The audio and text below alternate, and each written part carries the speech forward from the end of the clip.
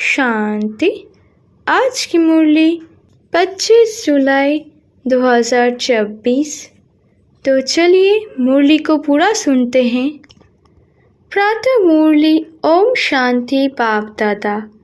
मीठे बच्चे, बजोली का खेल याद करो। इस खेल में सारे चक्र का ब्रह्मा और ब्राह्मणों का राज समाया हुआ है। प्रश्न, संगम युग पर बाप से कौन सा वर्षा सभी बच्चों को प्राप्त होता है? उत्तर, ईश्वरीय बुद्धि का। ईश्वर में जो गुण है वो हमें वर्षों में देते हैं। हमारी बुद्धि हीरे जैसी पारस बन रही है। अभी हम ब्राह्मण बन बाप से बहुत भारी खजाना ले रहे हैं। सर्व गुणों से अपनी झोली भर रहे हैं।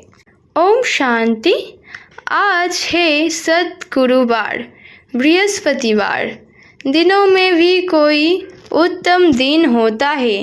बृहस्पति का दिन उच्च कहते हैं ना। बृहस्पति अर्थात वृक्षवती डे पर स्कूल या कॉलेज में बैठते हैं।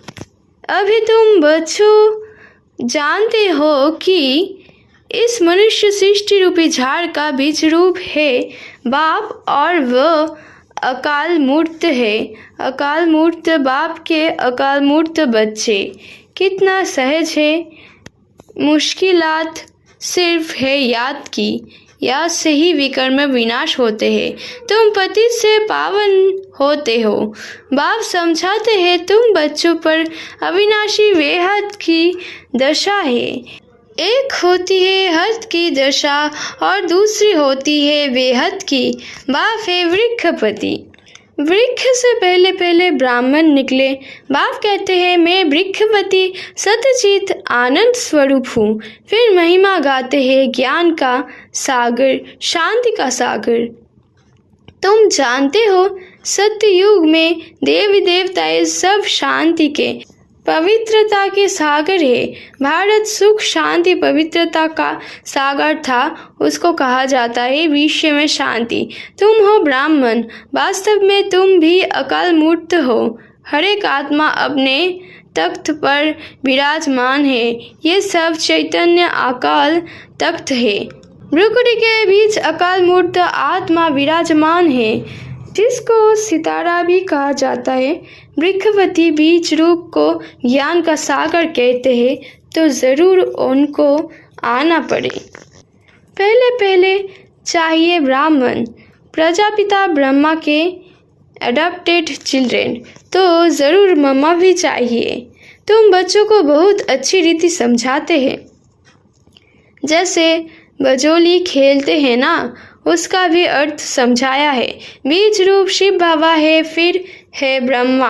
ब्रह्मा द्वारा ब्राह्मण रचे गए। इस समय तुम कहोगे कि हम 100 ब्राह्मणों 100 देवता। पहले हम शूद्र बुद्धि थे, अब फिर से बाप पुरुषोत्तम बुद्धि बनाते हैं, हीरे जैसा पारस बुद्धि बनाते हैं। ये बजोली का राज भी समझाते हैं।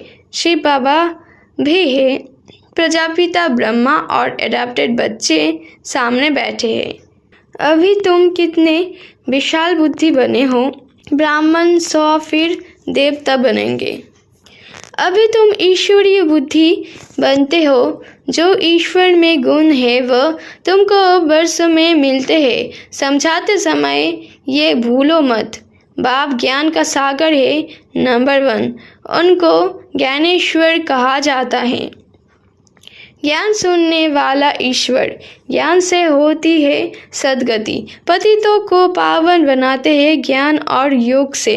भारत का प्राचीन राजयोग मशहूर है, क्योंकि आयरन एज से गोल्डन एज बना था। ये तो समझाया है कि योग 2 प्रकार का है। वह है हठ योग और यह है राजयोग। वह हद का, यह है बेहद का। वह है हद के सन्यासी, तुम हो बेहद के सन्यासी। वह घरबार छोड़ते हैं, तुम सारी दुनिया का सन्यास करते हो। अभी तुम हो प्रजापिता ब्रह्मा की संतान। ये छोटा सा नया झाड़ है। तुम जानते हो पुराने से नए बन रहे हो। सपलिंग लग रहा है।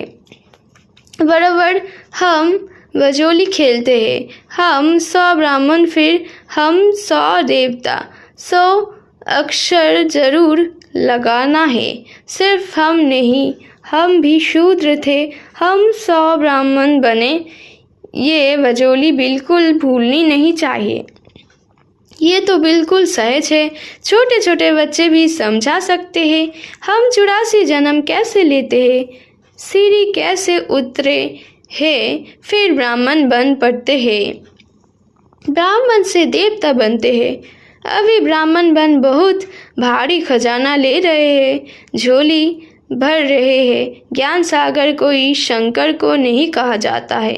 वो झोली नहीं भरते हैं। ये तो चित्रकारों ने बना दिया है। शंकर की बात है नहीं। ये विष्णु और ब्रह्मा यहाँ के हैं। लक्ष्मी नारायण का जुगल रूप ऊपर में दिखाया है। ये है इनका ब्रह्मा का अंतिम जन्म। पहले ये विष्णु था, फिर 84 जन्मों के बाद ये ब्रह्मा बना है। इनका नाम मैंने ब्रह्मा रखा है। सबका नाम बदल दिया क्योंकि संन्यास किया ना। शूद्र से ब्राह्मण बने तो नाम बदल लिया। बाप ने बहुत रंपिक नाम रखे हैं। तो अब तुम समझते हो। देखते हो वृक्षवती इस रथ पर बैठा है। उनका ये अकाल तख्त है, इनका भी है। इस तख्त का वो लोन लेते हैं। उनको अपना तख्त तो मिलता है नहीं। कहते हैं मैं इस रथ में विराजमान होता हूँ, पहचान देता हूँ। मैं तुम्हारा बाप हूँ। सिर्फ जन्म मरण में नहीं आता हूँ, तुम आते हो। अगर मैं भी आऊँ तो तुमको तमो प्रधान से सत्य प्रधान कौन बनाएंगे? बनाने वाला तो चाहिए ना। इसलिए ही मेरा ऐसा पाठ है। मुझे बुलाते भी हो। हे पतित पावन आओ। निराकार शिव बाबा को आत्माएं पुकारती है क्योंकि आत्माओं को दुख है। भारतवासी आत्माएं खास बुलाती है कि आकर पतितों को पावन बनाओ। सत्ययुग में तुम बहुत पवित्र सुखी थे, कभी भी पुकारते नहीं थे। तो बाप खुद कहते हैं तुमको सुखी बनाकर मैं वानप्रस्थ में बैठ जाता हूँ। वह मेरी बढ़कर ही नहीं। भक्ति मार्ग में मेरा पाठ है, फिर मेरा पाठ आधा कल्प नहीं। ये तो बिल्कुल सहज है। इसमें किसका प्रश्न उठ नहीं सकता। गायन भी है। दुख में सिमरन सब करे। सत्ययुग त्रेता में भक्ति मार्ग होता ही नहीं। ज्ञान मार्ग भी नहीं कहेंगे। ज्ञान तो मिलता ही है संगम पर, जिससे तुम 21 जन्म प्रलब्ध पाते हो। नंबरवार पास होते हो, फेल भी होते हैं। तुम्हारी ये युद्ध चल रही है। तुम देखते हो जिस रथ पर बाप विराजमान है वह तो जीत लेते हैं। फिर अनन्य बच्चे भी जीत पा लेते हैं। जैसे कुमार का है, फलानी है, ज़रूर जीत पाएंगी। वह तो कि आपस मन बनाती है। तो बच्चों को ये बुद्धि में रखना है, ये वजोली है। छोटे बच्चे भी ये समझ सकते हैं। इसलिए बाबा कहते हैं बच्चों को भी सिखलाओ। उनको भी बाप से बरसा लेने का हक है। जास्ती बात तो है नहीं।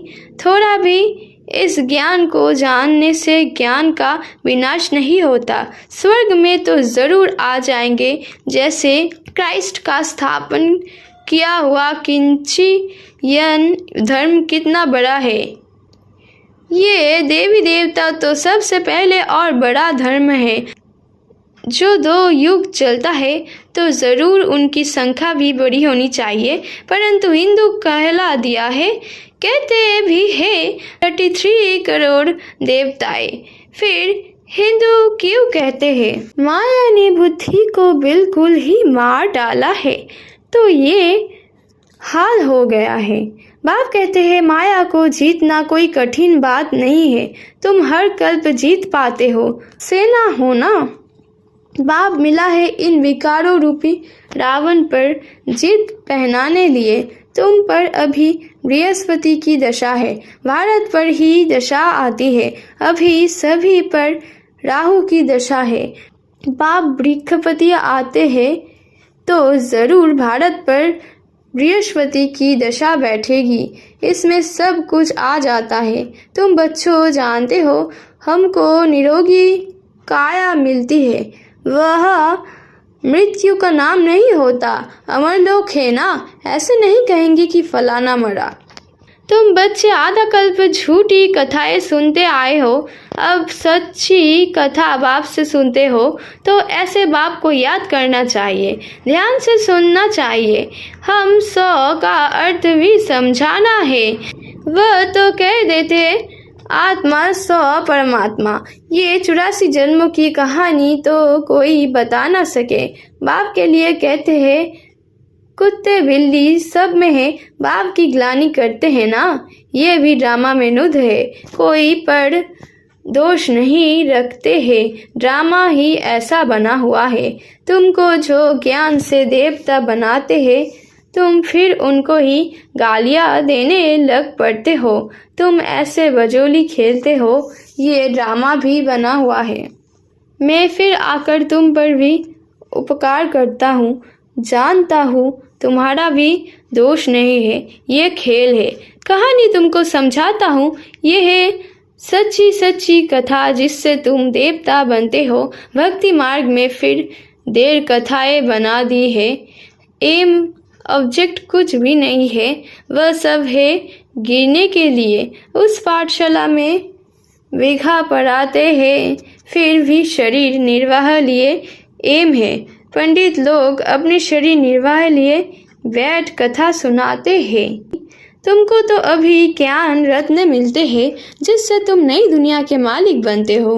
वह हर चीज़ नई मिलेगी, नई दुनिया में सब कुछ नया होगा। हीरे जवाहर आदि सब नए होंगे। अब बाप कहते हैं और सब बातें तुम छोड़ बजोली याद करो।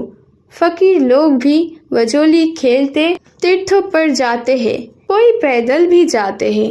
अभी तो मोटर एरोप्लेन भी निकल पड़े हैं। गरीब तो उनमें जा न सके, कोई बहुत श्रद्धा वाले होते हैं तो पैदल भी चले जाते हैं। दिन प्रतिदिन साहस से बहुत सुख मिलता जाता है। ये है अल्पकाल का सुख, गिरते हैं तो कितना नुकसान हो जाता है। इन चीज़ों में सुख है अल्पकाल के लिए, बाकी फाइनल मौत भरा हुआ है, वह है साइंस। तुम्हारी है साइलेंस। बाप को याद करने से सब रोग खत्म हो जाता है, निरोगी बन जाते हो। अभी तुम समझते हो सतयुग में एवर हेल्दी थे। ये 84 का चक्र फिरता ही रहता है। बाप एक ही बार आकर समझाते हैं, तुमने मेरी ग्लानि की है, अपने को चामाट मारी है। ग्लानि करते करते तुम शूद्र बुद्धि बन पड़े हो। सिख लोग भी कहते हैं जब साहेब तो सुख मिले, अर्थात मन मना भव। अक्षर ही 2 है, बाकी जास्ती माथा मरने की तो दर काढ़ ही नहीं है। ये भी बाप आकर समझाते हैं। अभी तुम समझते हो साहेब को याद करने से तुमको 21 जन्म का सुख मिलता है, वह भी उसका रास्ता बताते हैं, परंतु पूरा रास्ता तो जानते ही नहीं। सिमर सिमर सुख पाओ। बाप का सिर्फ याद करो क्या तकलीफ देते हैं। भक्ति मार्ग में तो तुमने बहुत तकलीफ ली है। टीचर के लिए गला काटने को तैयार हो जाते हैं, काशी कलवट खाते हैं। यहाँ जो निश्चय बुद्धि होकर करते हैं, उनके फिर विकर्म विनाश होते हैं। फिर नए सिर शुरू होगा हिसाब किताब। बाकी मेरे पास नहीं आते हैं, मेरी याद से विकर्म विनाश होते हैं, ना कि जगत से। मेरे पास तो कोई आते नहीं, कितनी सहज बात है। ये बजोली तो बुरों को भी याद रहनी चाहिए, बच्चों की भी याद रहनी चाहिए। अच्छा, मीठे मीठे सिक्के लधे बच्चों प्रति माता पिता बाप दादा का याद प्यार और गुड मॉर्निंग। रूहानी बाप की रूहानी बच्चों को नमस्ते नमस्ते नमस्ते। धारणा के लिए मुख्य सार। वृक्षवती बाप से सुख शांति पवित्रता का वर्षा लेने के लिए अपने आप को अकाल मूर्त आत्मा समझ बाप को याद करना है, ईश्वरीय बुद्धि बनानी है। बाप से सच्ची कथा सुनकर दूसरों को सुनानी है। माया जीत बनने के लिए आपस मन बनाने की सेवा करनी है। बुद्धि में रहे हम कल्प कल्प के विजयी है, बाप हमारे साथ है। वरदान। निर्बल से बलवान बन, असंभव को संभव करने वाली हिम्मतवान आत्मा भव। हिम्मते बच्चे मत दे बाप। इस वरदान के आधार पर हिम्मत का पहला दृढ़ संकल्प किया कि हमें पवित्र बनना ही है, और बाप ने परम गुण मदद दी कि आप आत्माएं अनादि आदि पवित्र हो, अनेक बार पवित्र बनी हो और बनती रहोगी। अनेक बार की स्मृति से समर्थ बन गए, निर्बल से इतने बलवान बन गए जो चैलेंज करते हो कि विश्व को भी पावन बनाकर ही दिखाएंगे। जिसको ऋषि मुनि महान आत्माएं समझाती है कि प्रवृत्ति में रहते पवित्र रहना मुश्किल है, उसको आप अति सहज कहते हो। आज की स्लोगन। दृढ़ संकल्प करना ही व्रत लेना है। सच्चे भक्त कभी व्रत को तोड़ते नहीं हैं। ओम शांति।